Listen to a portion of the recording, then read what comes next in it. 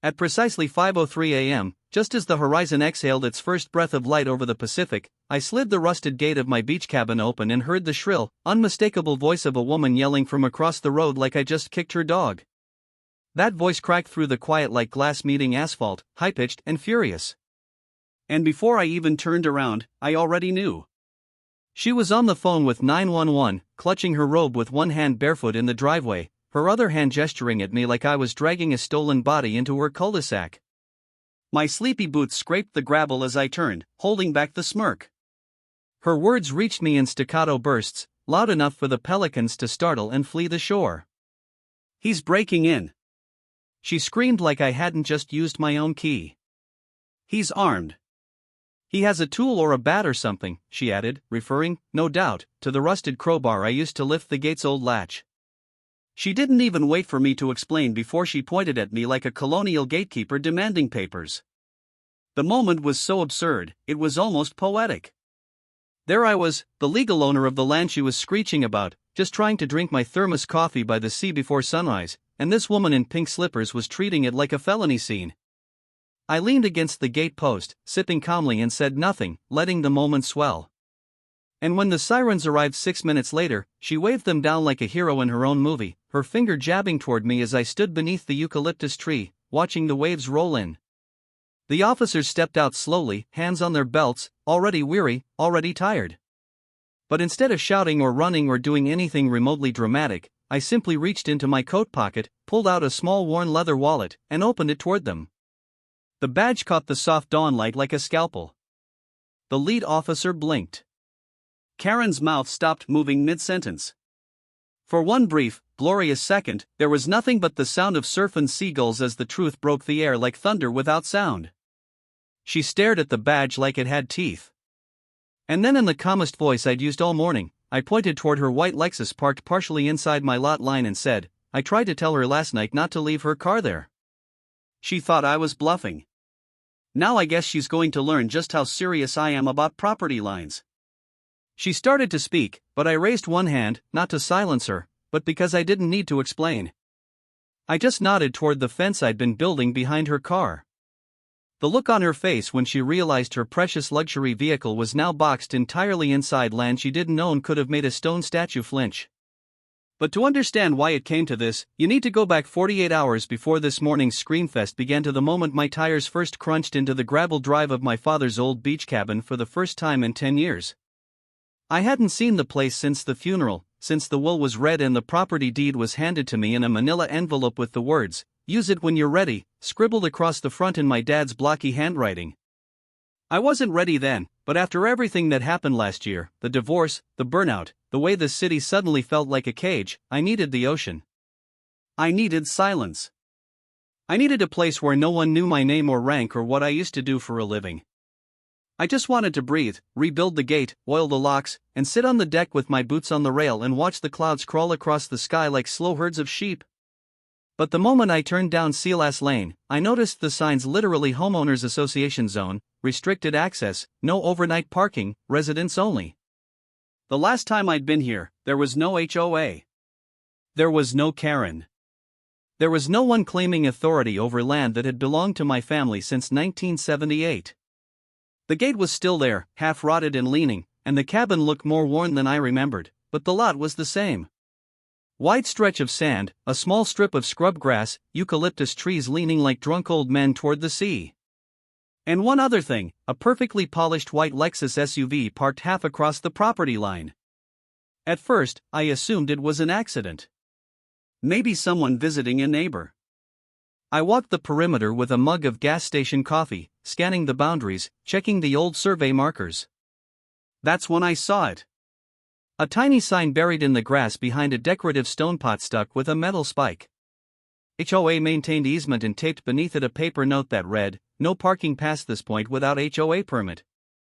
Violators will be reported." That was the moment I knew I wasn't just dealing with some mistaken neighbor. This was territorial. Someone had decided that my absence meant abandonment. Someone had moved in on my land, drawn their own rules, and hoped no one would ever come back to challenge them. They weren't ready for me. I spent the next 2 hours going over the surveyor's map from the county office, cross-referencing the property deed my father left me. Every line matched. The Lexus was clearly half parked on my side. The easement didn't legally exist, and that HOA note completely unenforceable. But I didn't do anything. Not yet. I knew better than to confront first and plan later. I let the Lexus sit there that night. I set up 2 wildlife trail cameras in discrete spots, capturing full views of the lot. I installed a temporary motion sensor light on the cabin's edge angled directly toward the Lexus. And I began building a fence, not around the whole property, just around the car. Just enough posts and panels to create an undeniable visual message. And when the fence started to take shape, I left it incomplete on purpose. I wanted her to see it happening and assume it was nothing. Then I waited for morning. And now here we were. Karen with her mouth hanging open. Officers staring between us, my badge still shining faintly in the rising sun. "This isn't over," she finally muttered, her voice half deflated, half defiant. I nodded once. "No, it's just getting started. Welcome to my land." 2 days before Karen's high-pitched performance at dawn, I turned the ignition off and listened to the engine tick itself quiet as I sat in the gravel driveway of the old beach cabin, the one my father had patched together himself in the 70s, long before any thought of homeowner associations and curated shrublines poisoned the coastline. The ocean was only 30 yards away, crashing softly against the sand with a rhythm that felt like breathing. It had been nearly a decade since I'd stepped foot on this land, and yet it felt like stepping into an old flannel shirt that still fit perfectly. The sea air, heavy with brine and eucalyptus, curled into my lungs and took up residence in a part of me I didn't know had gone hollow. I stepped out, boots crunching down, letting the wind brush past like an old friend. Everything about the cabin looked smaller than I remembered. Sun-bleached wood faded to silver. Rust creeping along the hinges of the gate, the porch slightly tilted like a tired soldier. I hadn't come back to play hero. I'd come back because the city had finally drained me of all tolerance for artificial smiles, office elevators, and the constant hum of ambition. I'd come to breathe, to fix up the place, to maybe stay a while and vanish for as long as the world would let me. But the world, it turned out, had left something behind in my absence, something far less welcoming than time or salt or seagulls. The first clue was the paper sign duct taped to my gate. In brittle red marker, it read Private Beach HOA Access. Only violation will be reported. I didn't laugh. I just peeled it off and folded it neatly into my pocket. I unlocked the gate using the same skeleton key my father had worn on a leather loop. Stepped inside and found the second clue parked across the bottom corner of the lot. A white Lexus SUV freshly waxed with a vanity plate that read KRNZPRD.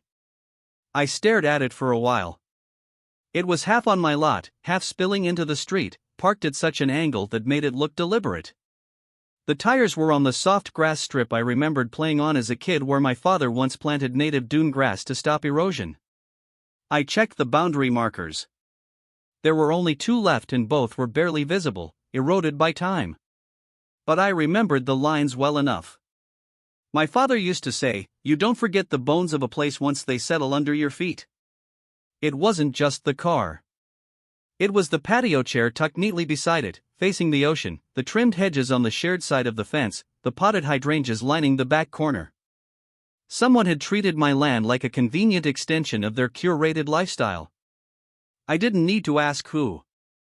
She arrived within the hour.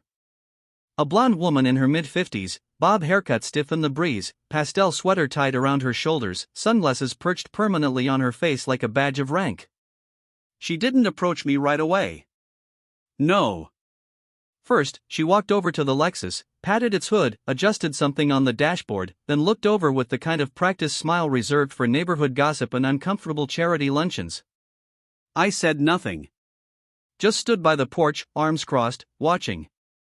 Finally, she walked over and said, "Oh, hi there. I don't think we've met. Are you one of the renters for the weekend?" Her tone was smooth, but coated in condescension, like I needed to be welcomed to a place I legally owned. I shook my head slowly. Not a renter. Just came back to fix up the place. My dad left it to me. Her smile flickered. Not quite gone, but stretched tighter. "Oh, how sweet," she said. "Well, we've cleaned things up quite a bit around here since the last time anyone was using this property. You'll be happy to know we've formed an HOA to keep the area safe and attractive." I looked past her at the illegal potted plants and her Lexus swallowing part of my lawn. "Attractive?" "Sure," I said. She either didn't catch the sarcasm or ignored it. "We'd love for you to join us," she continued, pulling a flyer from her handbag. It listed dues, regulations, and penalties in bold type. I skimmed it and handed it back without a word. She tilted her head. "You're not interested?" I smiled politely. "Not at the moment. I just got here." Still reorienting, her lips pursed. "Well, just so you know, there are standards now. It's important that everyone follows them. That includes property usage, vehicle storage, noise levels." She trailed off, her eyes flicking to my truck and then back to the cabin with subtle distaste. I nodded again, same measured tone. "I'll keep that in mind." She left soon after, but not before giving me one last look, the kind reserved for strangers who haven't yet learned their place. That night, I made a fire in the pit my father built, cracked open a beer, and sat on the porch, watching the Lexus glow faintly under the moonlight. I didn't move it. I didn't call anyone. I just sat there letting the place speak to me, and it did. The air told me everything I needed to know. This wasn't about community. This was about control. And I had just disturbed the empire of a woman who had gotten very used to no one telling her no. The next morning, I visited the county records office. I wanted to be sure. I pulled the deed, the zoning laws, the neighborhood ordinances. There it was in black and white. My land was private, not part of any development annex, not legally subject to any HOA formed in my absence. The HOA couldn't require dues from me. They couldn't issue citations. They had no jurisdiction over this cabin, this patch of earth, or the person sitting quietly on its porch. But I didn't walk into their meeting and shout about it. I didn't call the sheriff. I waited because people like Karen always overreach. They can't help it. Give them an inch and they take your ocean view. That afternoon, I walked the edge of my property with a measuring wheel and a can of red spray paint. I marked every boundary twice. Then I started hauling the first of the fencing materials out from the back of my truck. Posts, cement mix, heavy-duty mesh, latches. I worked slow, methodical, quiet. By sunset, Karen had walked past 5 times. On the last pass, she stopped and asked if I had a permit for the construction. I paused mid-hole dig and looked up at her. "It's a fence on my land," I said. "I have every permit I need." She didn't reply. She turned and walked back toward her house. The next morning, her car was still there. The third morning, too. She thought I wouldn't do it. She thought I was just another drifter, another quiet man with a tool belt and no teeth to bite. So I built it quietly, neatly, measured perfectly so that the Lexus sat completely inside the fence line, not touching it, not damaging it, just boxed in by law and precision. That was when I knew I had her. She was going to explode, but it would be on my terms. All I had to do was wait for her to walk out late for her 5 a.m. Pilates or HOA breakfast committee or whatever ritual she performed to keep her illusion of power intact and find her beloved car no longer hers to command. And when that morning came when she screamed and dialed 911 like I'd stolen something sacred, I was already waiting, sipping my coffee, badge ready, watching the sea. By the time Karen knocked on my cabin door later that afternoon, the sea wind had shifted just slightly, carrying with it the charged scent of salt and tension that rolls in before a storm. I had just finished setting the last corner post of the fence, leaving a strategic gap near the entrance, the kind of open invitation meant to dare someone to act without thinking. She stood there with a clipboard in one hand, HOA badge dangling from a red lanyard around her neck like she was about to conduct an IRS audit rather than speak to a man sipping coffee on his own porch. Her knock wasn't a polite one either. It was brisk, urgent, laced with the kind of impatience that usually follows being publicly embarrassed by law enforcement officers who did not haul me away in cuffs, but instead asked her why she had illegally parked her car on private land. I opened the screen door slowly, leaned on the frame, and gave her the same neutral nod I'd offered her the day she first introduced herself. Except this time, her smile was gone, replaced by a kind of forced professionalism that made her voice come out tight and formal, like she was reading from a script she'd prepared in front of the mirror that morning. She said she was conducting a courtesy check on behalf of the HOA and had received complaints about unauthorized construction, noise pollution, and potential non-compliance with community aesthetic standards. I stared at her as the words stumbled out, pretending to process them seriously. She handed me a printed form that looked like it had been copied from a website, complete with spelling errors and a logo that looked suspiciously like a recycled word clip art design. She pointed to a clause that read, "Any fencing visible from the community beachfront must conform to HOA uniform color and height regulations."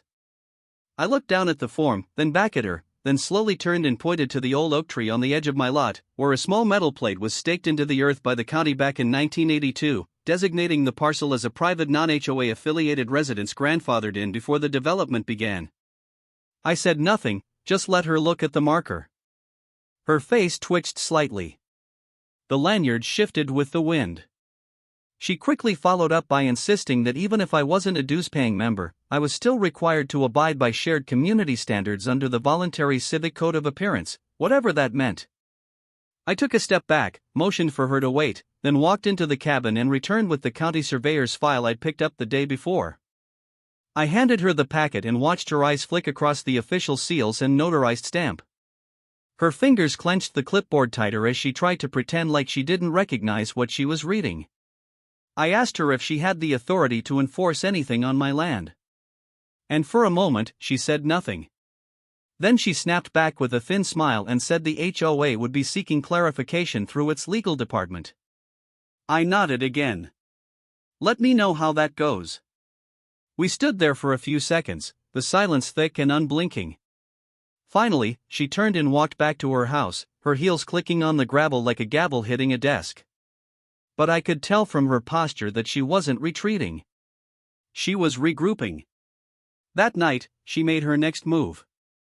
A flyer appeared on my cabin's front steps, folded into thirds, and weighted with a decorative shell. It advertised an emergency HOA community gathering 2 days later at the Bluffs Overlook. Mandatory for all residents and property owners. I chuckled and tossed it into the fire pit, but something about it stayed with me. Karen wasn't letting this go. She was going to make a spectacle out of this. She needed to reassert her control, and if she couldn't beat me legally, she'd try to outmaneuver me socially. I knew how people like her operated. Image was everything. She didn't need to win in court.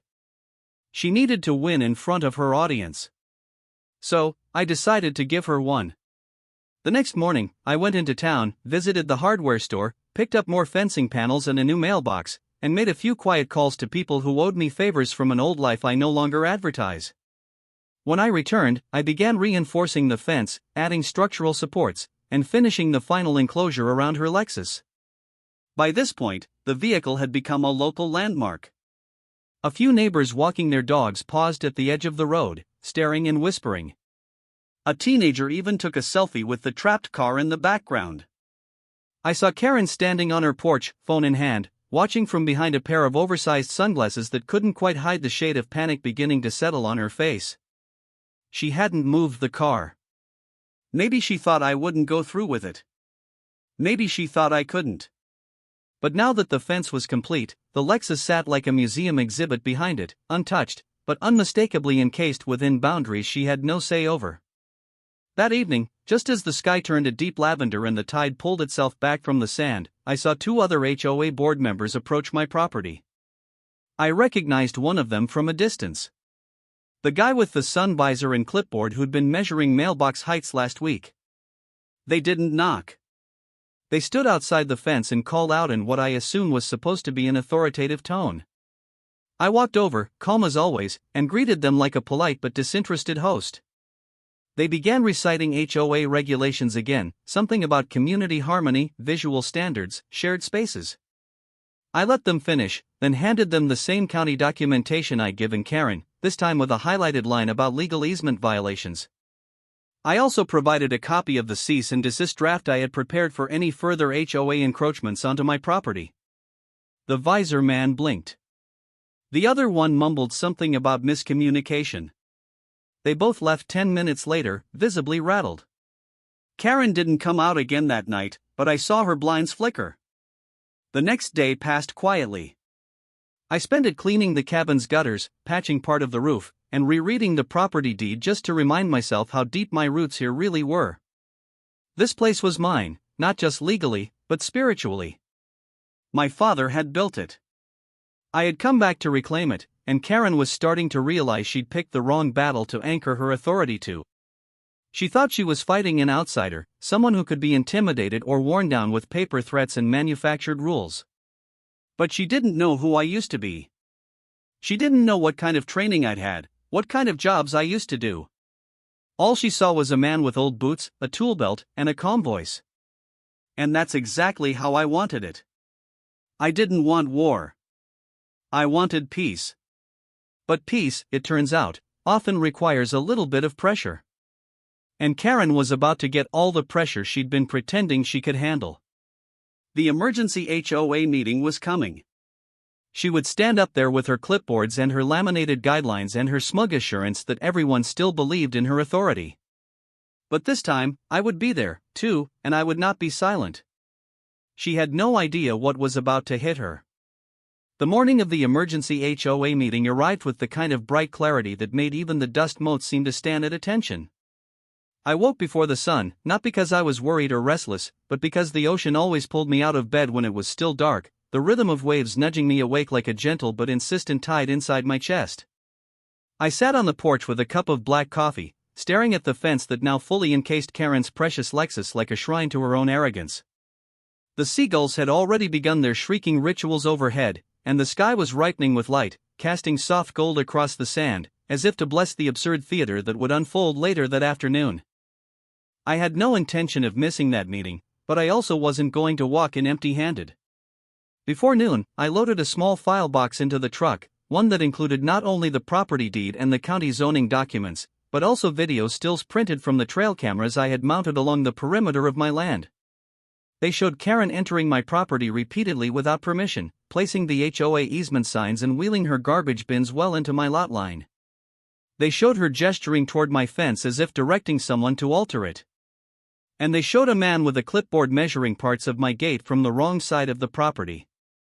These weren't just neighborhood quirks. They were patterns, evidence of her belief that if no one stopped her, she was entitled to whatever she could reach. I left early, parked at the edge of the bluff just as others began arriving in golf carts and shiny SUVs. The kind of people who wore branded polo shirts and acted like the Pacific Ocean belonged to them because they paid dues and watered their lawns on schedule. The meeting was held at the Communal Overlook, a wooden platform built years ago as part of a beautification grant now repurposed as Karen's podium for control. She was already there arranging a small table with flyers, a folding chair, and a plastic pitcher of lemon water like the CEO of a seaside dictatorship.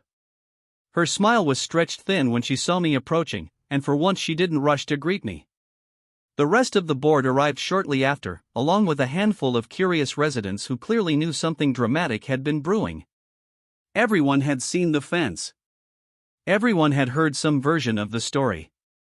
Most didn't know the full truth, but they came anyway, drawn by the scent of conflict in the air, like vultures circling over a fresh tension. Karen opened the meeting with her usual grace, a tight smile, and a warm welcome that barely masked the strain in her voice.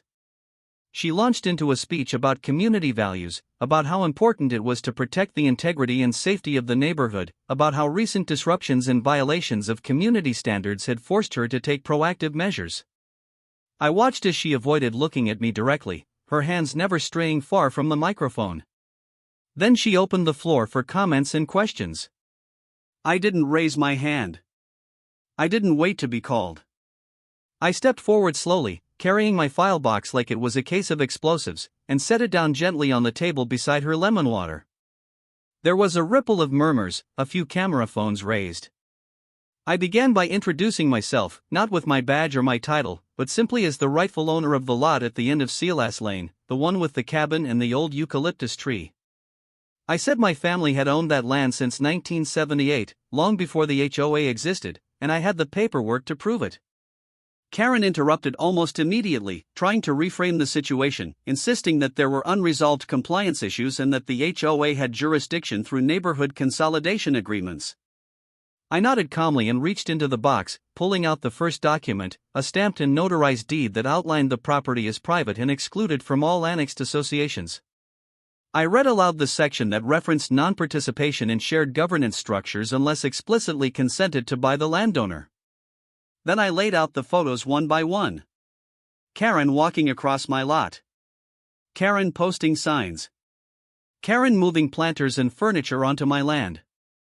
Karen directing someone to stake boundary flags well into my soil. The crowd shifted, energy changing. The air began to buzz with the discomfort of reality settling into a room where fiction had reigned for far too long. Her mouth opened to defend herself, but I held up the final piece.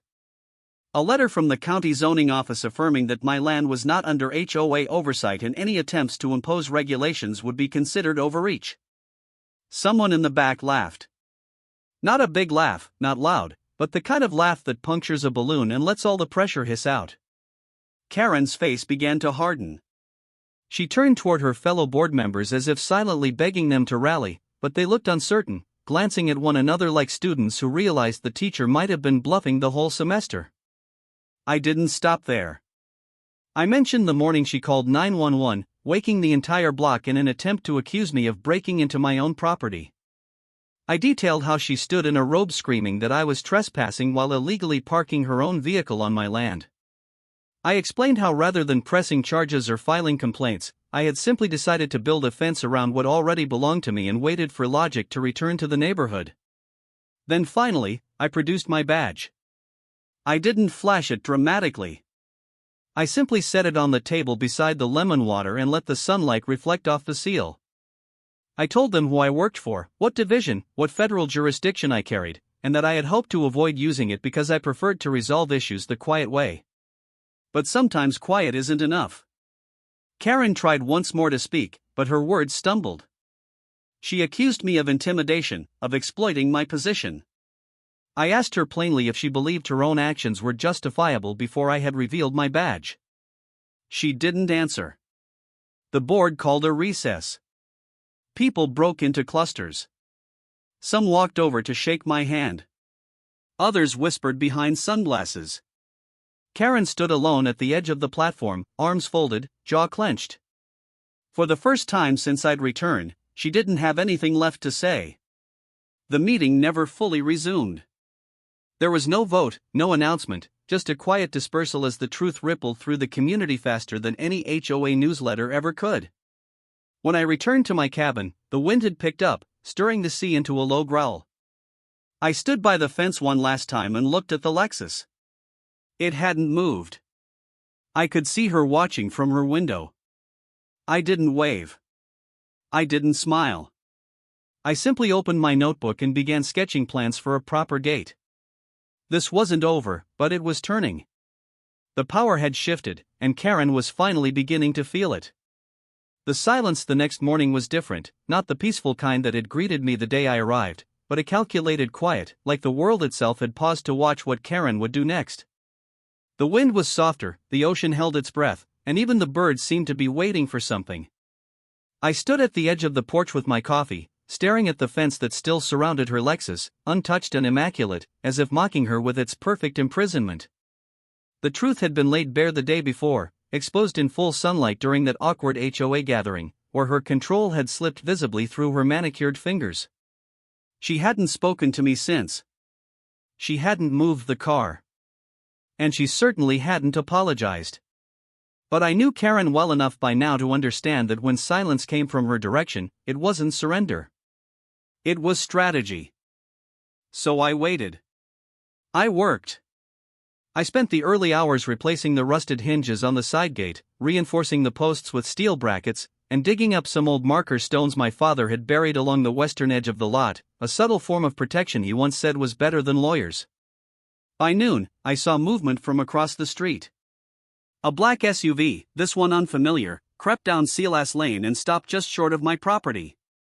Two men stepped out, both dressed in sport coats, holding clipboards, and carrying the kind of authoritative posture that suggested they thought they were about to fix something.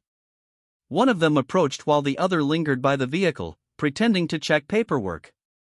The man who approached introduced himself as Mr. Douglas, a legal representative retained by the HOA to mediate what they called a developing situation. I invited him to speak, keeping my tone level, my arms crossed just loosely enough to appear unimpressed. He said the HOA believed the fence I had constructed posed a visual hazard and possibly a safety concern for neighboring residents. He also mentioned that the entrapment of a resident's personal vehicle, regardless of boundary claims, could be considered unlawful confinement of property. I listened without interruption, then slowly asked him if he had reviewed the county zoning documents, the deed, or the images that proved the vehicle had been parked on my land without permission before any fencing took place. He admitted he had not, but claimed he was there to seek a peaceful resolution. I handed him a copy of everything. It wasn't the first set I'd printed, and it wouldn't be the last. As he flipped through the pages, his expression shifted. Whatever story he had been told by Karen, this wasn't it. His colleague approached, whispered something into his ear, and they both glanced toward the cabin. I followed their eyes and saw Karen standing behind her screen door, arms crossed tightly across her chest, jaw clenched. She hadn't come outside, which told me everything I needed to know. She had sent them here hoping to intimidate or at least unsettle me, but she hadn't given them the full picture. Mr. Douglas cleared his throat and asked what outcome I would consider acceptable to resolve the matter. I told him plainly, I wanted a signed and written retraction from Karen addressed to both me and the HOA board, admitting that she had overstepped her authority, trespassed on private land, and made a false emergency call. I also wanted her to pay for the removal and replanting of the dune grass she had replaced with potted plants and to agree never to represent any authority over my property again. The silence after that was thick enough to drown in. Mr. Douglas tried to soften it, offering compromise, suggesting we could all agree to disagree if the fence were removed and the vehicle allowed to leave. I told him the fence would remain until the apology arrived. They left shortly after, their SUV kicking up dust as it vanished down the lane. Karen did not wave goodbye. That evening, I received an official email from the county office confirming once again that no HOA claims were registered against my lot and that any further harassment from Karen or others could be grounds for a civil suit. The paper trail was stacking in my favor, but Karen still had her pride, and pride doesn't die quietly. The following morning, I heard a strange humming sound coming from the direction of her house. I stepped outside and saw her pacing by the Lexus phone to her ear while a landscaping crew assembled a row of plastic fencing along the edge of her driveway. She was building a mirror image of my fence as if to declare a standoff. I watched, sipping my coffee, marveling at the irony. Her car was still trapped, yet instead of negotiating, she was erecting symbolism. Later that afternoon, a sheriff's deputy pulled up in front of the cabin. I recognized the vehicle, Deputy Keller, a level-headed man I'd met before. He stepped out and greeted me with a tired smile, holding a small stack of papers. Karen had filed a formal complaint citing illegal obstruction, emotional distress, and misuse of authority. Keller handed me a copy, and I handed him mine in return. Every document, photograph, timestamp, and badge credential. He read through them slowly, eyes scanning each line, then let out a long exhale. He walked the perimeter of the fence, checked the property lines, and finally shook his head. He said she didn't have a leg to stand on. He said the only reason he even came out was because she'd called every day since the HOA meeting, insisting there had been some mistake. I asked him what happens now. He shrugged. She'll probably call someone else, maybe try to embarrass you with neighborhood gossip, but legally you're in the clear. He paused, then added, if you ever do decide to sue for harassment or damages, I'd be happy to testify. That evening, I sat on the porch again, this time with a stronger drink in hand, watching the sun lower itself into the ocean with the kind of serenity that felt earned. The wind had returned to its natural rhythm. The sky was painted in streaks of fire and peach, and even the gulls had gone quiet. I thought about my father. I thought about the years he spent on this land, fighting erosion, hammering nails into soft wood, sitting on this very porch with a look in his eyes that said he didn't need the world to understand him. He just needed space. I realized then that what I'd built these past few days wasn't just a fence. It was a boundary between what belonged to me and what would never belong to Karen. A reminder that no matter how many clipboards or bylaws or plastic badges she wielded, she could not rewrite history. She could not annex spirit, and she could not silence someone who had learned the power of patience. The Lexus sat quietly in its cage, a monument to the fallout of entitlement. And though Karen hadn't yet cracked, I knew she was close. Her empire was shrinking. Her board was questioning. Her neighbors were whispering. And I was still here, unmoved, unbothered, and utterly resolved. By the time the weekend arrived, the quiet tension that had wrapped itself around the neighborhood like a wool blanket began to show its loose threads. It was in the way people walked their dogs slower past my cabin. The way conversations paused mid-sentence when I stepped outside. The way even the HOA newsletter arrived late and folded more sloppily than usual. Something was unraveling in CLS Lane. And no matter how much Karen tried to stitch it back together with appearances and forced smiles, the seams were starting to tear. Her Lexus was still locked behind the fence, untouched, silent, and growing dusty in a way that must have been unbearable for someone who polished it daily like a trophy. Every time she opened her curtains and caught sight of that enclosure, it reminded her not just of defeat, but of public, undeniable, and legally documented failure.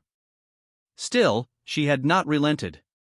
She had not spoken to me, not approached, not sent anyone else to plead or threaten. But I could feel something brewing beneath her silence.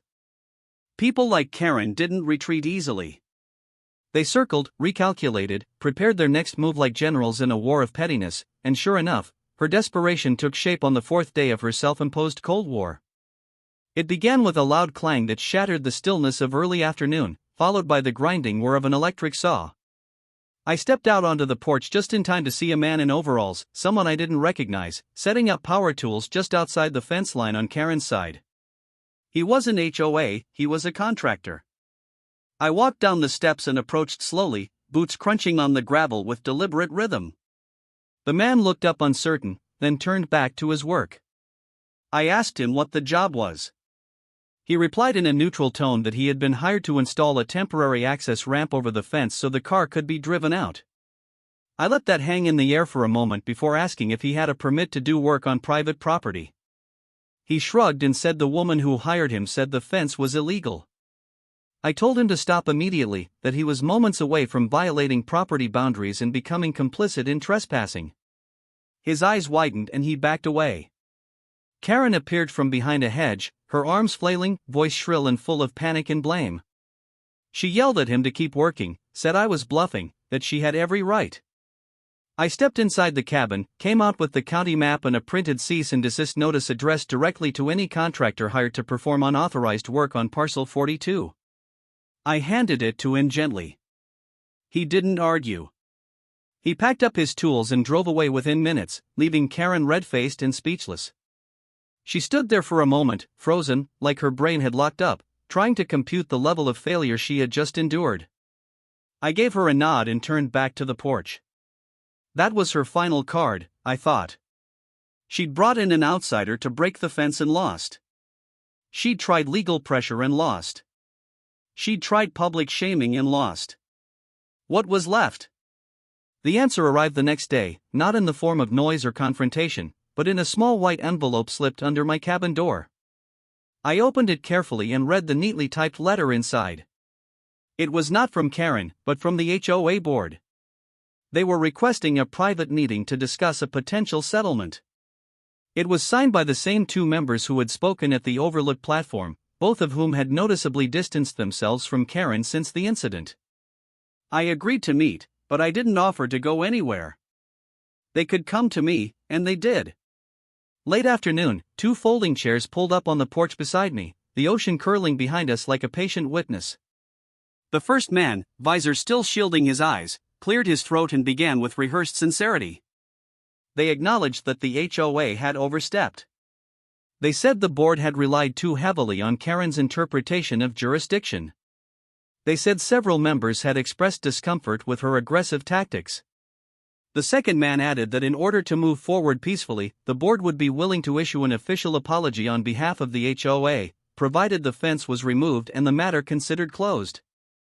I listened, nodding slowly, letting them speak until they ran out of pre-scripted air. Then I asked them the only question that mattered. Will Karen be issuing her own apology? They looked at each other, paused, and then said that she had not agreed to that. I told them the meeting was over. They asked if I would consider revising my terms. I said no. I said until the person responsible for starting the fire acknowledged that she held the match, there would be no rebuilding. They left less hopeful than they arrived. But the look on their faces told me they understood. That night the air shifted again. The wind grew stronger, the ocean a little louder, and the sky seemed to press lower to the ground. Something was building, but I didn't know what. Not yet. I slept soundly, though. By morning, I knew why. At sunrise, I heard the unmistakable sound of tires crunching across the gravel road. I stepped outside and saw it. A tow truck, lights off, idling slowly past my gate. It was the kind with a hydraulic lift and soft straps, quiet and professional. The driver didn't stop at first. He circled once, then backed carefully into place beside the fence. Karen emerged moments later, clipboard in hand, standing like a commander overseeing an extraction mission. I approached calmly, not rushing, not raising my voice. I asked the driver if he had authorization. He replied that the client had stated the car was being towed from her own land. I nodded and asked to see the paperwork. It was all standard contract language, nothing showing proof of ownership of the parcel where the car currently sat. I opened my folder, produced the property line diagram, and showed him the boundary lines. He stared. He stepped back. He told Karen he couldn't proceed without written proof that the land was hers or that I had consented. She lost it then, not just frustrated, but truly unhinged. Her voice climbing into shrieking registers as she accused me of harassment, obstruction, and abusing power. She yelled at the driver, at me, at the situation, and finally turned on her heel and stormed back into her house. The tow truck left silently. I stayed standing there long after the dust had settled, the fence still intact, the Lexus still unmoved. Later that day, an envelope appeared on my porch. No note, no signature, just a folded piece of paper inside that said simply, "You win."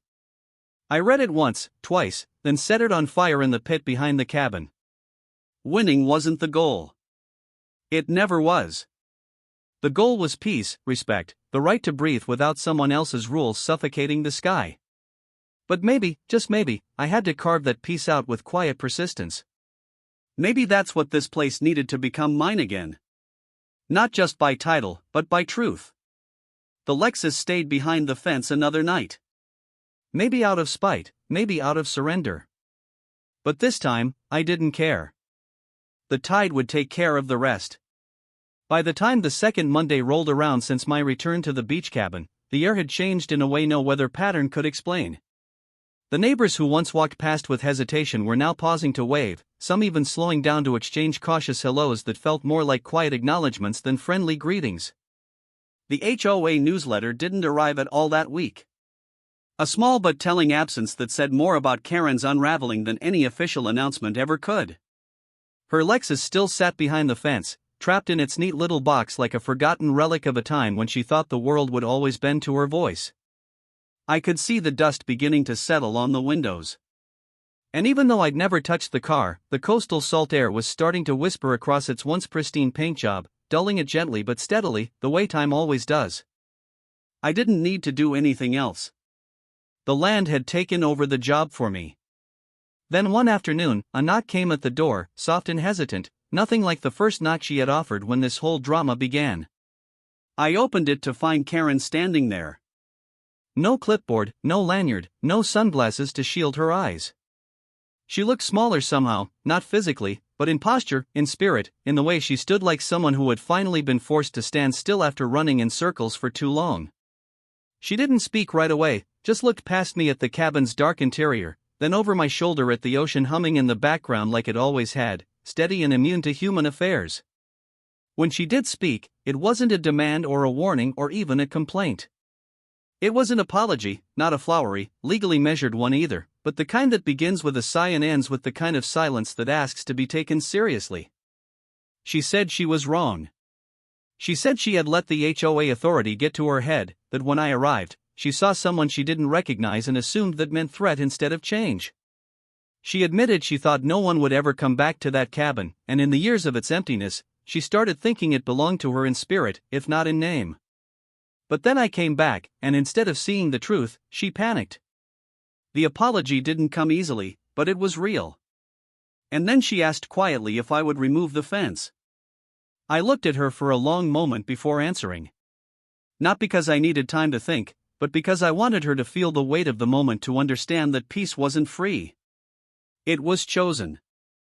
I told her I would remove the fence under one condition: that she formally withdraw any and all HOA documentation or verbal assertions regarding my property.